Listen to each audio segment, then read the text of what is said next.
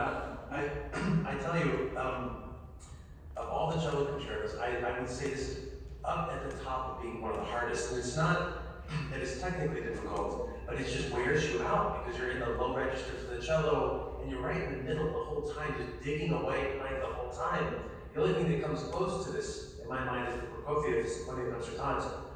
Just kind of playing the whole time. And so, first of all, bravo. It sounds terrific, and I know how hard this is, and you don't make it look hard. I just know how hard it is, so I'm projecting on you. But a couple of things I want to work with you on that might help with fatigue, and also just some things to think about. And it's also, please take this with a grain of salt.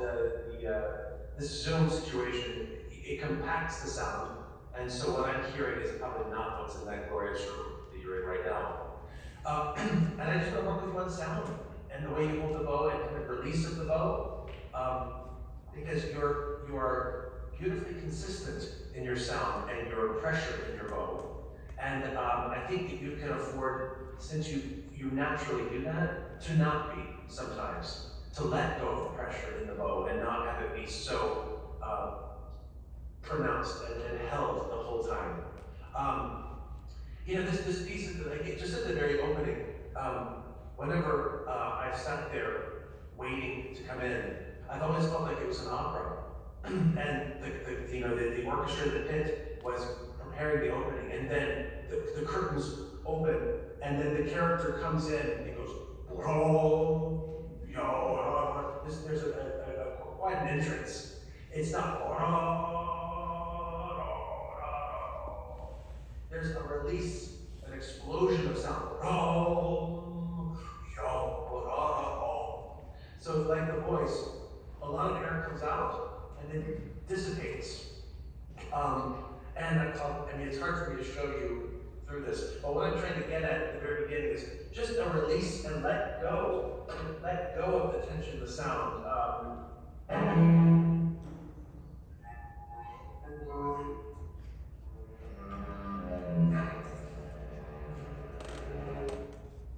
Through the Zoom, you hear that? A little bit. I'm not going. Not holding. I'm like, and then back up. Back off.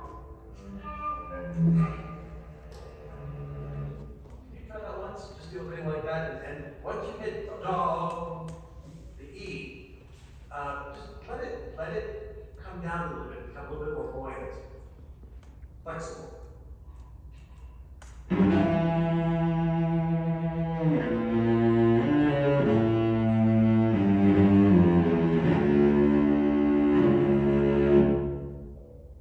Next step. Go ahead.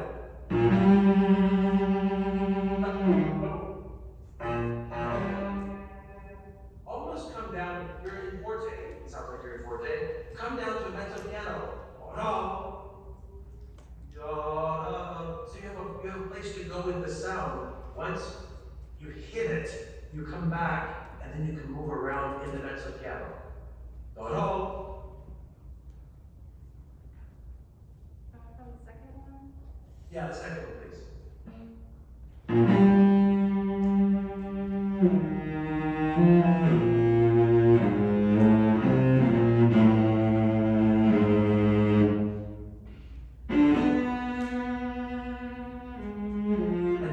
This is the one,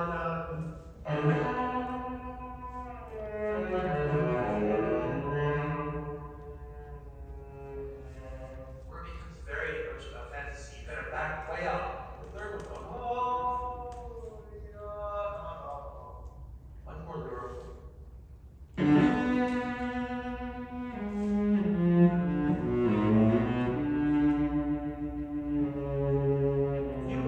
Would you consider adding a little bit of a connective speak so?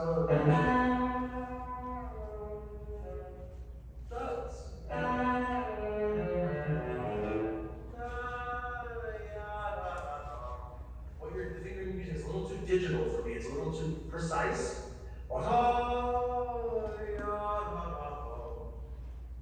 So you go to 3 to 4.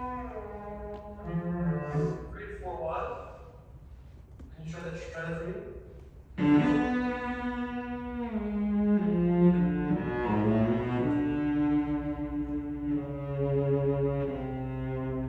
And then that's where it all changes.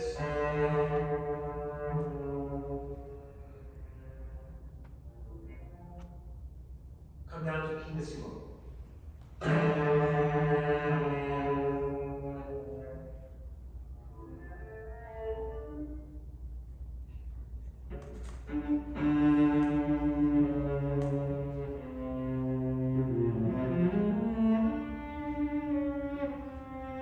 Now, another thing that I wrote down that I want to talk to you about is the way the hand works when you go past the neck. When you go up, and this is a Lalo, a very famous Hungarian cellist who passed away in 2012. This is his method of teaching. So when you go up, just always know that your hand turns out. And your hand will naturally go to lower fingers as you go up. If you use the upper fingers, it sounds caught. So when you go up, what I typically try to just see where my hand will go.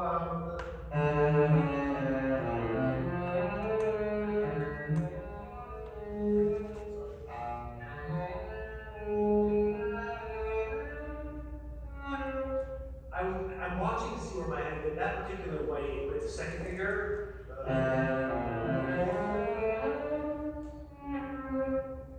Can you try that once? I just want to try an experiment because as your hand goes up, again it goes out, and I want to see if the hand will naturally go on the harmonic to a 2.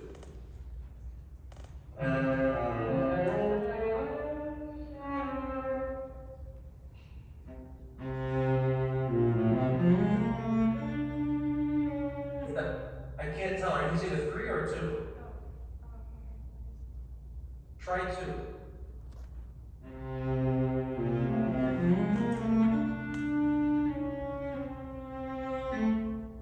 So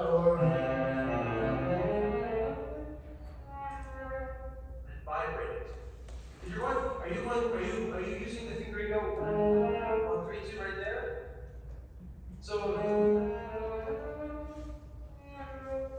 and the other thing about the Starker always talks about is when you shift, the best finger to shift on is always the finger you're on, and then the next best one is the finger below it, no matter what. If you're on a 3, 3 is the best one. If you're on a 3 and it doesn't work, go to a 2. So since you're on a 2 already,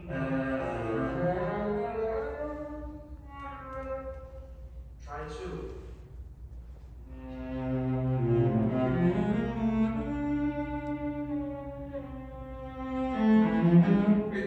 And what I'm trying to get at is I'm trying to make it so it has that lilt, that little, I call it connective tissue.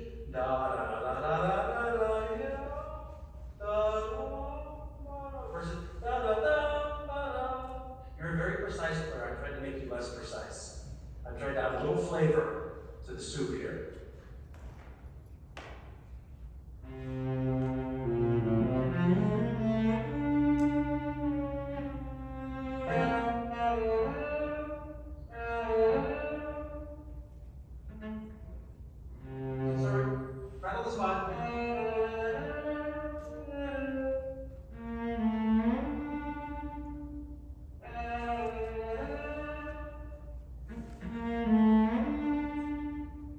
You're so clean. It's amazing how clean a player you are. I'm trying to make it.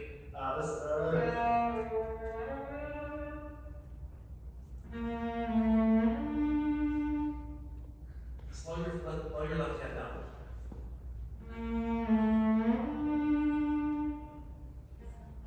You shift on your bow. You're hiding. So let me show you quick here.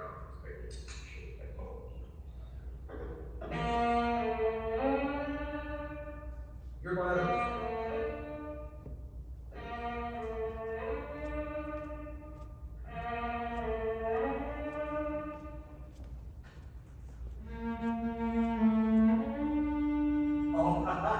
I know you thought that was a miss, but that's what I want. That's what I want. That's lyrical. The singer, da da. You understand that little twist right at the end of the da da. That's what I want to hear. And then your hand has to slow down and not just hit the note of the bullseye. Try it again.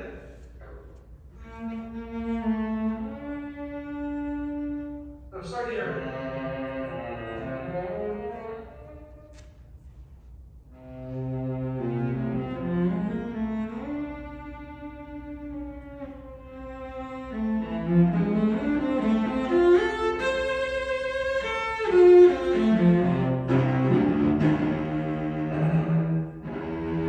Now right here, that's a spot that you can fake. When you play with orchestra, everyone's playing right there, so you don't have to play so hard. That's a great spot to know that you can just play with your bow, and you're playing along the floor, so you don't have to push out because you'll never be heard.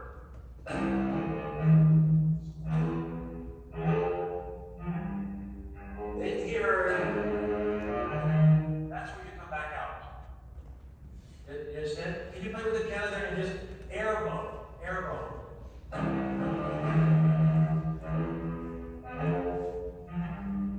You come in here.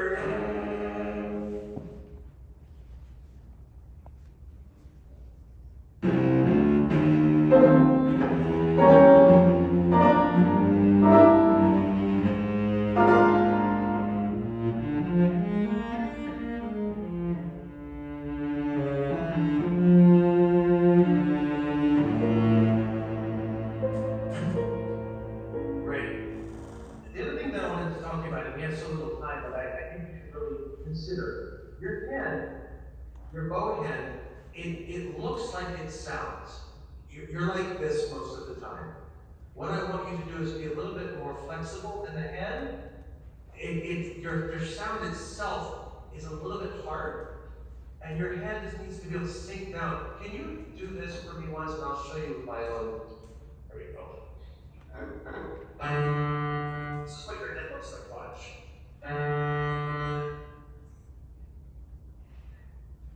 What I'm looking for is this.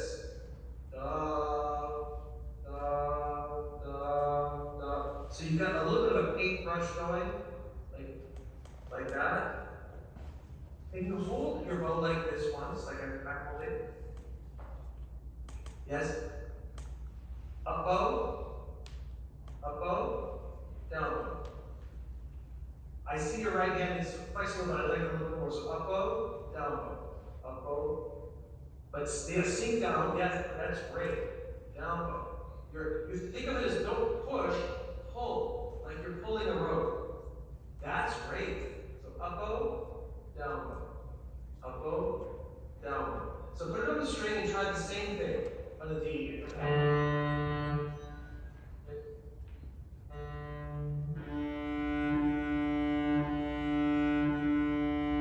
Again, I typically try to practice in excess because when we get into under stress, we tend to tighten up. So I would go even further. I would go like actually have it that low on your hand when you're down low. So up, down, up, down.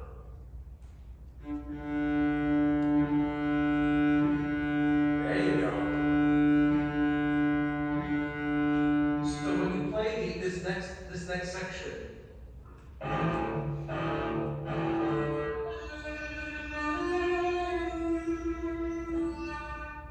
see how my hand is flexing? Watch my right hand. Watch the bow hand. The low notes, I'm sinking into the bow. The high notes, I'm pushing, and then I sink back here. So it's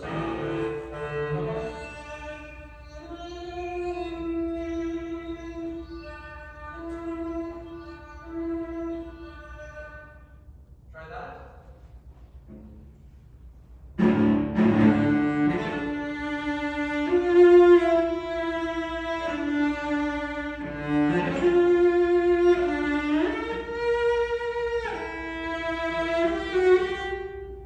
This is the other spot. You've got to release the sound. So you're really pushing hard the whole time.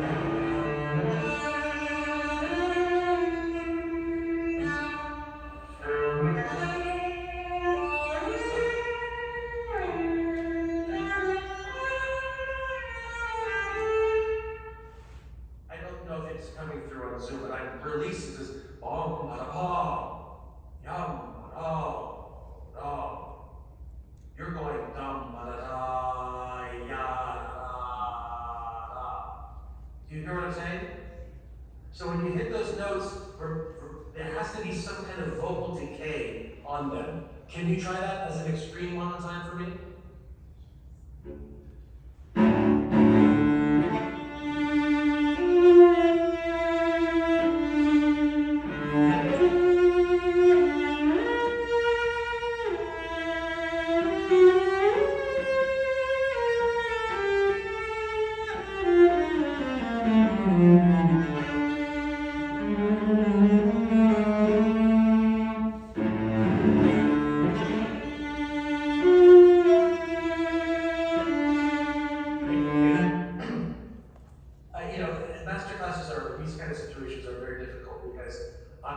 I would like more time with you, and I'm trying to make an impression to help you. What you got going for you is so good. You play beautifully, you play pristinely. At least to this Zoom, you're set up, but I want you to be more flexible, and I'd like there to be just more variety in the sound. So if one thing you can take away from today is, and it's all the bow, by the way, your left hand is in good shape, but the bow just needs to be, the word is malleable, more varied. And so what I would do each day if I were you, is I would spend about 5 minutes just doing this kind of thing.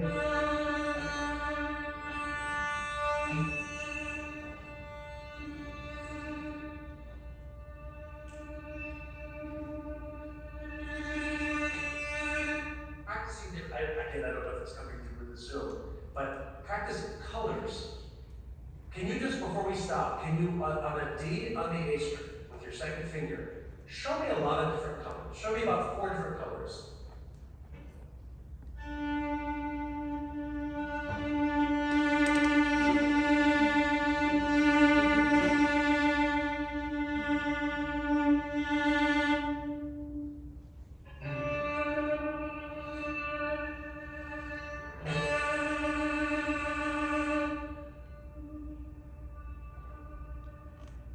Also change your vibrato slightly if you can.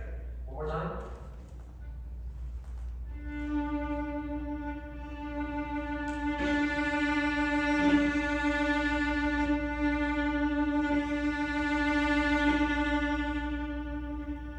Try to experiment by pushing down with your bow and making your vibrato thick, not fast. So it's like this.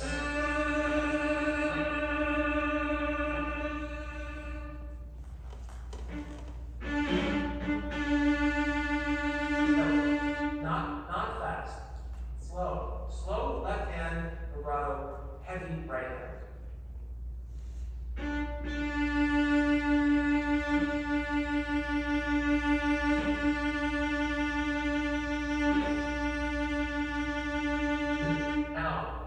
Very fast vibrato with no pressure on the bow.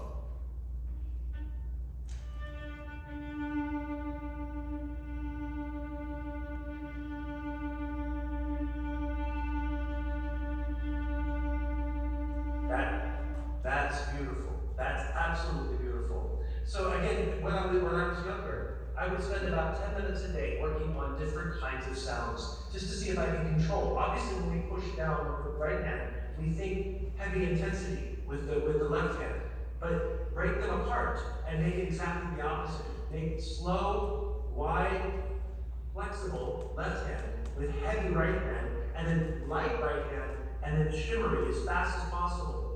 So it sparkles. If you can do that and knowingly do that, you can apply that to any piece at any time, and you're in control of it. It's not just applied. Does that make sense? So practice that about 10 minutes a day, and I guarantee you in about a month, you'll have 15 more colors than the colors you already have. Thank you very much.